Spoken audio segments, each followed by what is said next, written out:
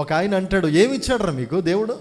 రే మీరందరూ దేవుడి కోసం వెళ్ళినోళ్ళు కాదురా, యేసుప్రభులో ఏదో ఉందని వెళ్ళినోళ్ళు కాదు మీరు.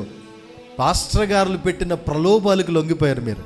పాస్టర్ గారులు కూరగాయలు ఇస్తున్నారు, పాస్టర్ గారులు డబ్బులు ఇస్తున్నారు, పాస్టర్ గారులు భోజనాలు పెడుతున్నారు, పాస్టర్ గారులు ఏదో చూపిస్తే మీరు వెళ్తున్నారా, దేవుడి కోసం వెళ్ళినోళ్ళు కాదు అన్నాడు.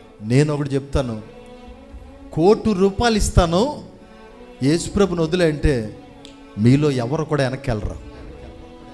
₹1,000,000 ఇచ్చిన వెళ్ళరు. ఎందుకంటే నిత్య జీవాన్ని గురించిన నిరీక్షణ నా యేసుప్రభులోని దొరికింది నాకు.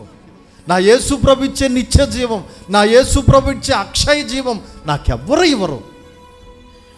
₹1,000,000 ఇచ్చినా నాకొద్దు, నీ డబ్బు వద్దు, నీ బట్టలు వద్దు, నీ ఇది వద్దు. ఒకవేళ పీక మీద కత్తి పెట్టారే, యేసు కావాలా, నీ ప్రాణం కావాలంటే నా ప్రాణం ఎప్పుడైనా పోతుంది. బయటికి వెళ్ళి ఏ లారీ గుద్దుకొని వెళ్ళిపోద్ది, నా ప్రాణానికి గ్యారంటీ లేదు. నిత్య జీవం ఇచ్చే నా యేసయ్యే కావాలా, నిత్య జీవం ఇచ్చే యేసయ్యే కావాలా. ఈ నిరీక్షణ ఉంటేనమ్మా లంగరేలా, నీ ఆత్మకు లంగరే, నీ ఆత్మకు డోకా ఉండదు, నీ ఆత్మ కొట్టుకుపోదాం, పాతాళానికి వెళ్ళే ప్రసక్తే ఉండదు, నిత్య జీవానికి వెళ్ళిపోతాయి. క్రైస్తవుడి యొక్క నిరీక్షణ ఇదే. అడవిలో వదిలేసిన, సముద్రంలో వదిలేసిన, ఒంటరి బ్రతుకుతున్న నిరీక్షణ ఏంటో తెలుసా? నా దేవుడు వస్తాడు, నాకు రాజ్యం ఇస్తాడు. అదే నిరీక్షణ.